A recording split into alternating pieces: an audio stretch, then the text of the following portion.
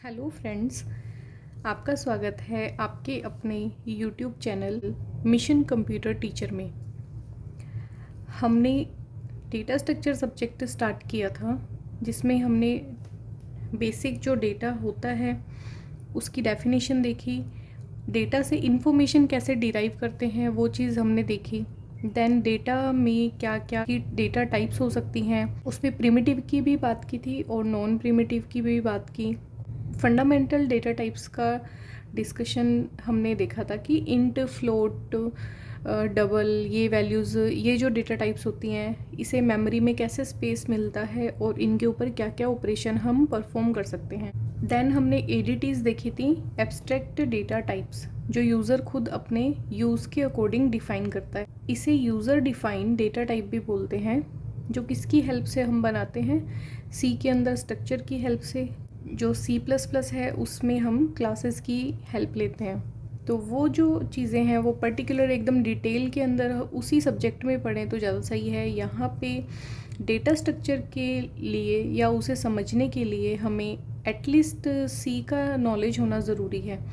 तो अगर आप DSSP का पेपर दे रहे हैं तो मैं ये समझूंगी कि आपको C का एक जो बेसिक नॉलेज होता है वो आपको अच्छे से पता है। देन हमने डेटा स्ट्रक्चर सब्जेक्ट को फाइनली स्टार्ट किया था। उसकी दो टाइप्स देखी थी हमने। उसमें फर्स्ट टाइप है लीनियर डेटा स्ट्रक्चर और सेकंड की हमने बात की थी non linear data structure.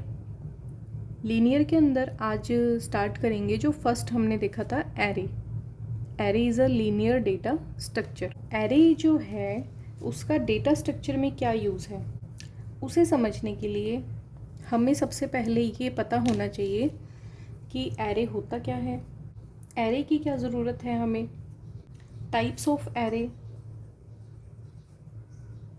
How array declare and initialise in data structure, how we represent data in memory.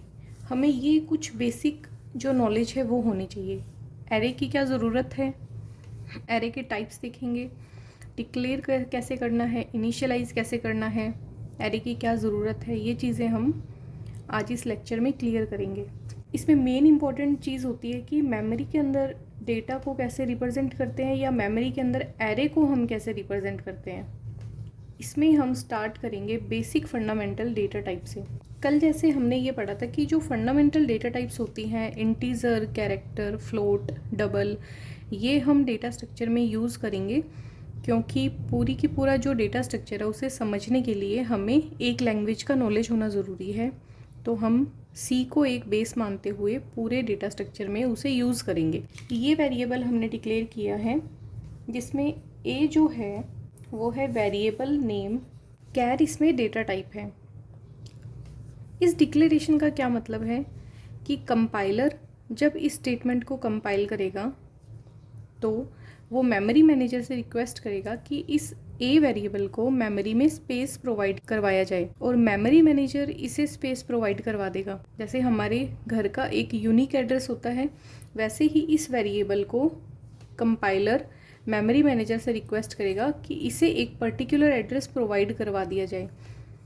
और इनके अलग अलग नाम वेरिएबल्स के हम इसलिए लिखते हैं क्योंकि यूज़र को ये पता रहे कि हमें ए के अंदर कौन सी वैल्यू को सेव करना है और उसे कहाँ पे यूज़ करना है, वो सभी वेरिएबल को डिफ्रेंशिएट कर सके, मतलब अलग अलग रख सके। इसे मेमोरी में कैसे स्पेस मिलेगा, जैसे ये हमारी मेमोरी है, इसके यहाँ पे भी डेटा सेव है, देन ये डिवाइडेड है, और इसमें ये मानते हैं कि बोथ साइड, इसके दोनों साइड में जो है यहाँ पे भी कोई डेटा सेव है, यहाँ पे भी डेटा सेव है, कुछ स्पेस है बीच का जो यहाँ पे ब्लैंक है। ये हमारी है मेन मेमोरी। मेमोरी जो है वो बाइट्स का कलेक्शन होती है, मतलब ये जो एक पार्टीशन आप देख रहे हो ये एक बाइट को रिप्रेजेंट करती है। तो ऐसे ये एक बाइट का कलेक्शन हो जाएगी मेमोरी जो है। Memory is a collection of bytes. Computer एक डिजिटल डिवाइस है, वो 0-1 पे काम करता है, बट जो डेटा होता है वो मेमोरी में बाइट की फॉर्म में स्टोर किया जाता है, और 1 बाइट इक्वल टू होते हैं 8 बिट्स के। ये चीज़ भी हमें अच्छे से पता है कि 1 बाइट 8 बिट के इक्वल होते हैं। तो इस एक बाइट के अंदर हम 8 बिट्स को सेव कर सकते हैं।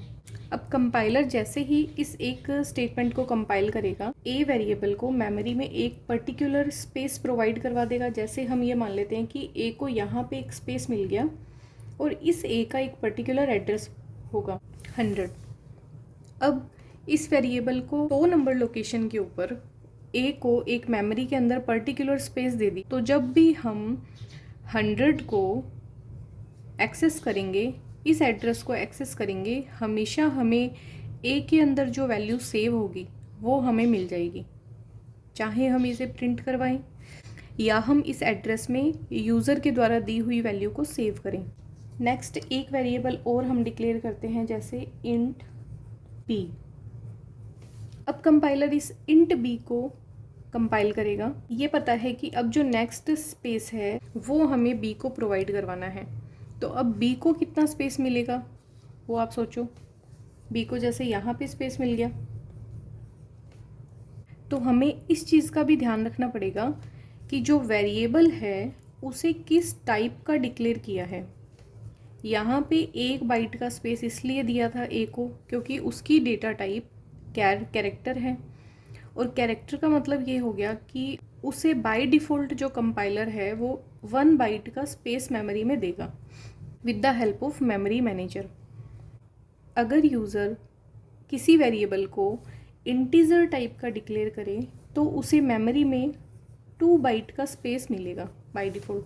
तो ये बी का जो स्पेस है वो सिर्फ 1 बाइट नहीं होगा, ये जो नेक्स्ट वाली बाइट आप देख रहे हो ये बाइट भी बी को प्रोवाइड करवा दी जाएगी। तो बी का जो डेटा है वो इतने स्पेस के अंदर सेव हो जाएगा। अब इसका एड्रेस हम ये मान लेते हैं कि ये था 101, 102 और 103, 1 2 बाइट का स्पेस मिल गया। इस 2 बाइट के अंदर यूज़र कितने बिट्स को सेव कर सकता है? 2 × 8 = 16 बिट को हम सेव कर सकते हैं। तो इस तरह से जैसे जैसे यूज़र वेरिएबल्स डिक्लेयर करेगा उसे मेमोरी मैनेजर मेमोरी में स्पेस प्रोवाइड करवा देगा। स्पेस कैसा होगा? एक लीनियर स्पेस होगा। मेमोरी मैनेजर जहाँ पे भी उसे ब्लैंक स्पेस मिलेगा वो उसे उस वेरिएबल को प्रोवाइड करवा देगा अपनी डेटा टाइप के अकॉर्डिंग। अब इस ए वेरिएबल को हमने मेमोरी स्पेस तो प्रोवाइड करवा दिया, बट अगर हम ये चाहते हैं कि इसके अंदर वैल्यू जो सेव होगी वो मेमोरी में कैसे सेव होती है बिट्स की फॉर्म में, तो वो चीज़ हम देखेंगे।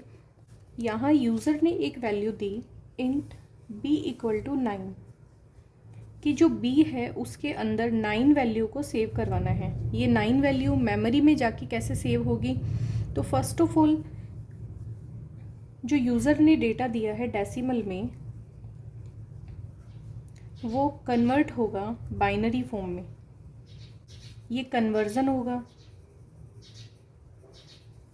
बाइनरी टू डेसिमल कैसे वैल्यूज़ कन्वर्ट होती है ये हम डिजिटल इलेक्ट्रॉनिक्स में भी देखते हैं। बाकी ये हमें बेसिक नॉलेज होना चाहिए कि 9 को हम लिखते हैं 1001। अगर हमें 8 बिट्स के अंदर इसे रिप्रेजेंट करना है तो इसके राइट साइड में हम 0 ऐड नहीं करेंगे, इसके लेफ़्ट साइड में हम 4 0 ऐड करेंगे। इस तरह से ये 8 बिट का एक कलेक्शन हो गया। और 8 बिट में इसे डिफ़ाइन करना क्यों ज़रूरी है? क्योंकि मेमोरी 1 बाइट के ऊपर काम करती है, इसीलिए अगर पूरा डेटा 8 बिट के अंदर आ रहा है तब तो सही है, कोई दिक्कत नहीं है। अगर वो डेटा कम है, जैसे वो डेटा जो है यहाँ पे 4 बाइट के अंदर ही आ गया, 9 को हम 4 बाइट में लिख देंगे 1001, बाकी की जो बिट्स हमारी अभी रह गई खाली उसे हम 0 से रिप्रेजेंट करेंगे। वो 0 हम लेफ़्ट साइड के अंदर लिखेंगे। इसे नॉर्मली समझने के लिए हम बात करें अगर मैथ्स की, 9 एक वैल्यू होती है, अगर उसके राइट साइड में हम 0 लिखेंगे तो वो 90 हो जाएगी। इसलिए अगर किसी वैल्यू को 2 डिजिट में लिखना है तो 9 को हम राइट साइड में लिखेंगे, उसके आगे हम 0 अपेंड कर देंगे, 0 लिख देंगे। इससे इसकी वैल्यू चेंज नहीं होती। इस 9 को हम बाइनरी फॉर्मेट के अंदर अब मेमोरी में कैसे सेव करेंगे? जैसे ये हमारी मेमोरी है, इसमें जो पार्टीशन है वो बाइट को शो कर रहा है। ये 2 बाइट असाइन कर दिया बी वेरिएबल को। बी वेरिएबल को ये स्पेस प्रोवाइड करवा दिया, इसके अंदर वो अपनी डेटा को वैल्यू को सेव कर सकता है। तो सिंपली समझने के लिए मैं एक बार इन दोनों बाइट्स को यहाँ पे अलग लिख रही हूँ। ये हमारी 1 बाइट है और ये हमारी 1 बाइट है। इनका एड्रेस ये ले लेते हैं कि जैसे ये है 102 और ये है 103। इसमें कितनी बाइट्स आएंगी? 8 बिट्स और 1 बाइट। यहाँ पे 1 बाइट में कितना डेटा सेव कर सकते हैं? 8 बिट। 8 बिट्स का डेटा हम सेव कर सकते हैं। 9 को हमने देखा कि कैसे रिप्रेजेंट करेंगे, 1001, और उसे पूरा कंप्लीट 8 बिट में लिखने के लिए उसके लेफ्ट साइड में 4 जीरो हम ऐड कर देंगे तो ये वैल्यू यहाँ पे सेव हो जाएगी 0000। अब ये जो 8 बिट्स का स्पेस खाली रह गया, इसमें हम सभी में क्या करेंगे? 0 लिख देंगे। तो जब भी यूज़र एक वेरिएबल को वैल्यू प्रोवाइड करवाएगा, वो वैल्यू डेसिमल फॉर्म में अगर प्रोवाइडेड है, सबसे पहले वो बाइनरी के अंदर कन्वर्ट होगी। बाइनरी में कन्वर्ट होने के बाद वो वैल्यू मेमोरी में इस तरह से बिट्स की फॉर्म में सेव हो जाएंगी। यहाँ पे टोटल नंबर ऑफ जो बिट्स हैं वो कितनी हो जाएंगी? 16 बिट्स। तो 16 बिट्स के अंदर हमने 9 को इस तरह से मेमोरी में सेव करवा दिया। अब ये जो चीज़ है, ये आपको कैसे डेटा सेव होता है मेमोरी में, उसका यूज़ कैसे है, कैसे हम कोई वैल्यू अगर प्रोवाइड करवाते हैं तो वो मेमोरी में जाके कैसे सेव होती है, वो चीज़ अब आपको क्लियर हो गई होगी। और ये चीज़ आपको हेल्प करेगी आगे भी, सिर्फ डेटा स्ट्रक्चर में नहीं। अगर आप सी पढ़ेंगे, जावा पढ़ेंगे, कोई भी सब्जेक्ट पढ़ेंगे तो वो वहाँ पे भी ये आपको हेल्प करेगी। हमें इसमें एक चीज़ का ध्यान रखना है कि जो ये 102 और 103, ये मैंने आपको ये बोला है कि ये इसका एड्रेस है, तो ये सिर्फ हम सिंप्लिसिटी पर्पस से इसको यूज़ कर रहे हैं। मेमोरी का जो एड्रेस होता है वो हेक्साडेसिमल फॉर्म में सेव होता है। हेक्साडेसिमल की जो वैल्यू होती है उसे कैसे रिप्रेजेंट करते हैं? उसके आगे 0 और x प्रीफिक्स कर देते हैं, मतलब ऐड कर देते हैं, और 0 और x लिखने के बाद हम उसका एक एड्रेस देते हैं, जैसे A23F, ऐसे ही एड्रेस होता है। तो ये जो मेमोरी का एड्रेस होता है पर्टिकुलर एक बाइट का, वो हेक्साडेसिमल फॉर्मेट के अंदर होता है। हम उसे समझने के हिसाब से सिर्फ इसको यूज़ करते हैं कि 102 या फिर 1001, 1002, ऐसे हम काफ़ी बार देखते हैं, बुक्स में भी देखते हैं, वो भी ऐसे रिप्रेजेंट करते हैं। तो वो सिर्फ सिंप्लिसिटी पर्पज़ से कि हमें अच्छे से समझ आ जाए, कन्फ्यूज़न नहीं हो, इसलिए हम हेक्साडेसिमल फॉर्मेट को यूज़ नहीं करते। इसका रिप्रेजेंटेशन शो करने के लिए हम काफ़ी बार ऐसे भी देखते हैं कि इंट बी एक वेरिएबल है, उसमें 9 वैल्यू सेव है, तो इसे 1 बाइट का स्पेस मिल गया, मतलब उसे पर्टिकुलर 1 बाइट को भी हम ऐसे शो कर देते हैं कि ये एक ए वेरिएबल है, इसका 100 एड्रेस है, उसमें 9 वैल्यू सेव है।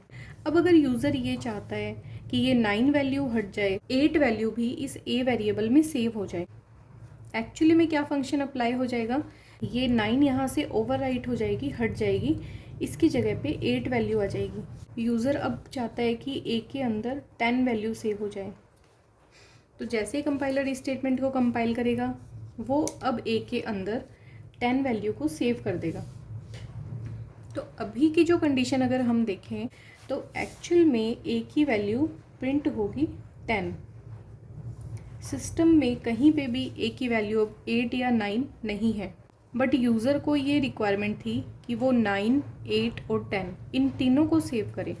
तो यहाँ पे हमारा डेटा लॉस हो गया, क्योंकि जो पीछे की जो वैल्यूज़ हैं 9, 8, वो अब सिस्टम में कहीं पे भी अवेलेबल नहीं है। तो इस सिचुएशन में अगर यूज़र ये चाहता है कि वो उसकी जो लास्ट की तीनों वैल्यूज़ हैं वो भी सिस्टम में रहे, उसके लिए उसे 3 वेरिएबल डिक्लेयर करने पड़ेंगे। हर वैल्यू के लिए एक सिंगल वेरिएबल डिक्लेयर करना पड़ेगा। जैसे वेरिएबल A1 नाम से डिक्लेयर किया जिसके अंदर वैल्यू दी है 9, सेकंड उसने B1 वेरिएबल डिक्लेयर किया जिसमें वैल्यू दी है 8, थर्ड C1 वेरिएबल डिक्लेयर किया जिसमें वैल्यू दी है 10। तो अब जो है सिस्टम में ये तीनों वैल्यू सेव हैं। A1 वेरिएबल को जब भी यूज़ करेगा तो उसे 9 वैल्यू मिल जाएगी। नाउ हम बात करते हैं कि स्टूडेंट का कोई डेटा हमें सेव करना है, हमें 60 स्टूडेंट्स के रोल नंबर ऐड करने हैं। उसके लिए हमारे पास क्या क्या ऑप्शंस हैं? अगर हम इस कॉन्सेप्ट से चलें तो हर स्टूडेंट के रोल नंबर को सेव करने के लिए हमें एक अलग वेरिएबल चाहिए।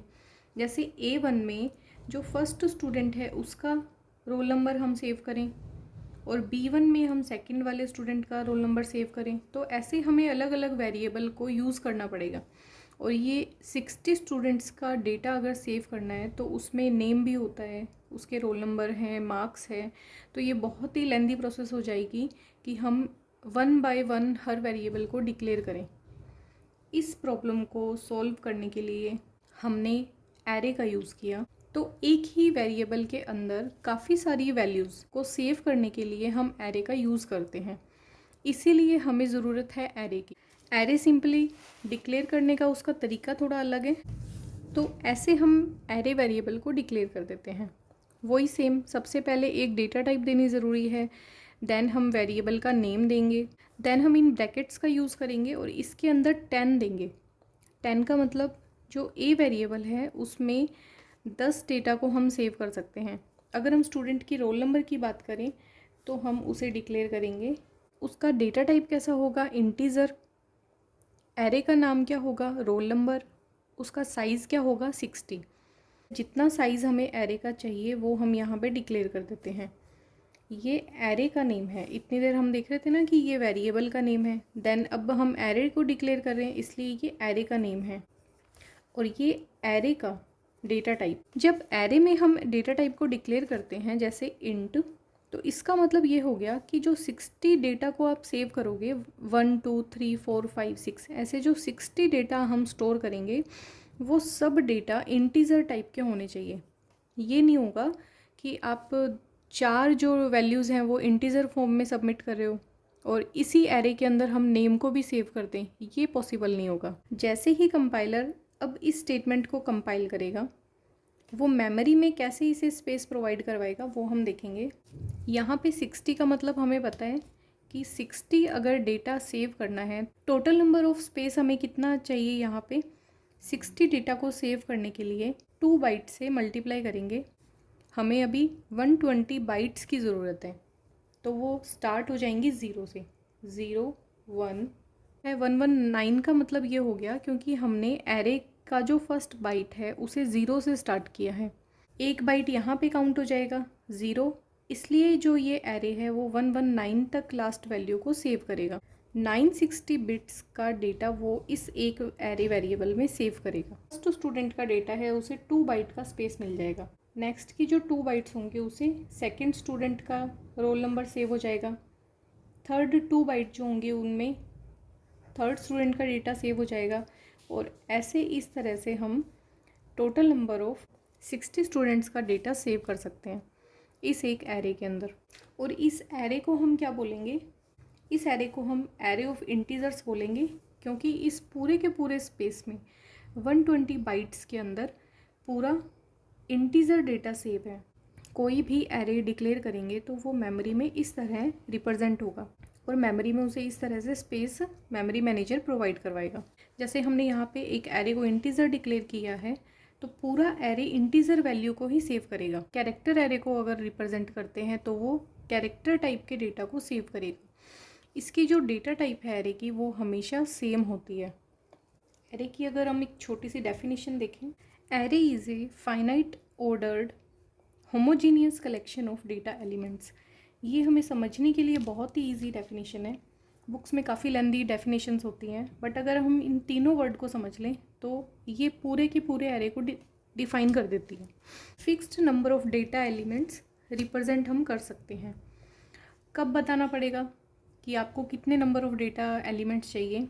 ये आपको डिक्लेरेशन के टाइम पे ही बताना पड़ेगा। यूज़र यहाँ पे जब भी एरे को डिक्लेयर करेगा उसे डिक्लेरेशन के टाइम पे ही ये बताना पड़ेगा कि उसे कितने नंबर ऑफ एलिमेंट्स को उस एरे में सेव करना है। इसलिए इसे फाइनाइट बोलते हैं और डिक्लेरेशन के बाद में इसकी वैल्यू चेंज नहीं होगी, ये वैल्यू फिक्स हो जाएगी।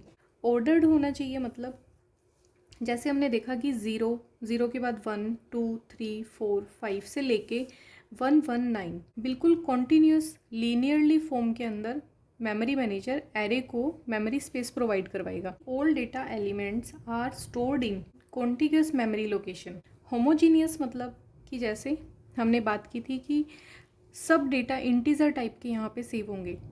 कैरेक्टर इसमें नहीं सेव होगा एरे में, स्ट्रिंग सेव नहीं कर सकते, फ्लोट वैल्यूज़ को सेव नहीं कर पाएंगे, तो ये होमोजीनियस हो गया। All elements are same data type. उन सब की डेटा टाइप हमेशा सेम होनी चाहिए, इसलिए हम इसे होमोजीनियस कलेक्शन बोलते हैं डेटा एलिमेंट्स का।